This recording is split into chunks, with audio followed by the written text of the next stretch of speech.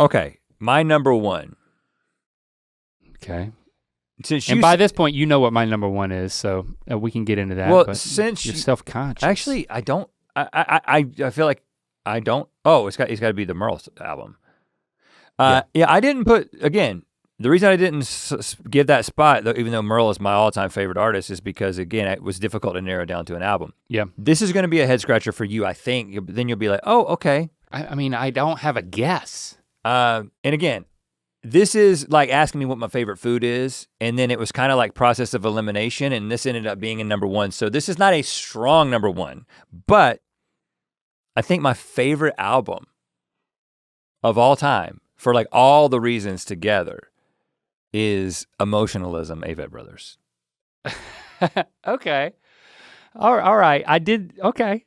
Now, all right, let me hear you Okay, out. so first of all, again, it goes back to what I really value in music. The Avett Brothers have an earnestness in their music that my honest assessment of where it has gone to in the past couple albums is that it's actually gone beyond something that even I am into. Yeah. Like I don't consider myself a fan of their most recent work. It's too much, like I had to let go. Because it got too earnest. But this, and they did some stuff really early on that was a little bit like all over the place musically. They were figuring themselves out. Emotionalism represents for me the beginning of an era in which they had it kind of, now this is pre-Rick Rubin, but it was like they had it all locked in terms of what the sound was and what the message was and what the harmonies were. I'm a big fan of them, love seeing them live. I've seen them live like on New Year's Eve a few times. They're from North Carolina. My family has probably played more Avett Brothers music in the house than anybody else on this list. And again, there is this sort of like window of time in which is like, this is when they were really doing it.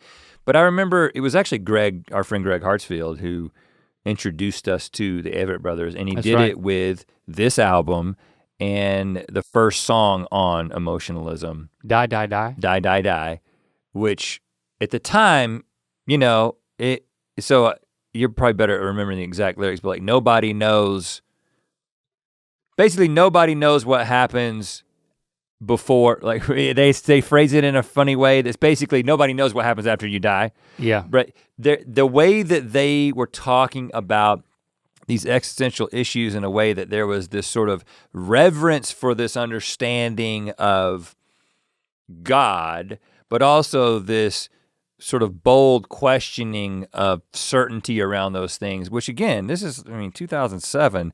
I was beginning to ask some of those questions and my faith was beginning to unravel even that long ago, right? But I don't know, it's just the heart. For me, I'm a huge, I'm a musician myself, so I definitely am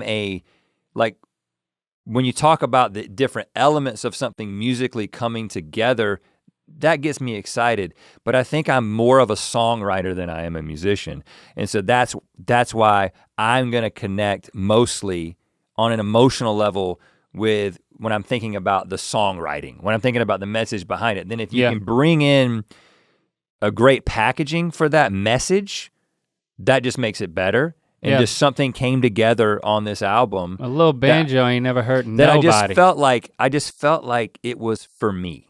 Do you know what I mean? Like this is me kind of personified musically. And they're from similar places as us. They're of a similar age. They went through similar phases too, because they had this really like hard, heavy metal sort of like punk phase. Yeah. Like just as, musically on their own, not as the Avett Brothers just being brothers who had a band.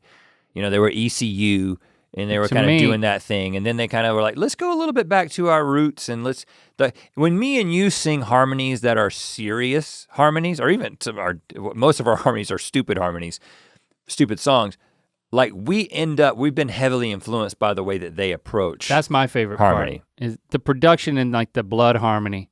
I think was something that like, it did blow me away when I first heard it, and I was like, I absolutely love what they've done.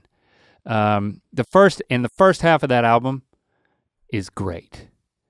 Second half loses me a little bit because it gets a little aggressive. There's so many songs on that album that towards the end it's kind of like, I think fizzles out. You guys were just kind of throwing demos on there. But the first half Oh, I mean, especially because I love those harmonies so much, it's like, it really does it. Didn't make my list. I think I'm overly influenced by, it was a special time in our lives when it's like, they brought me back out to seeing shows too. It's like, I wanted to see these guys. They're great. And it was like, oh yeah, I should see other people. Yeah. So it was an obsession at a certain point. And that's the reason why I own that record, because it does mean something to me. It's an honorable mention.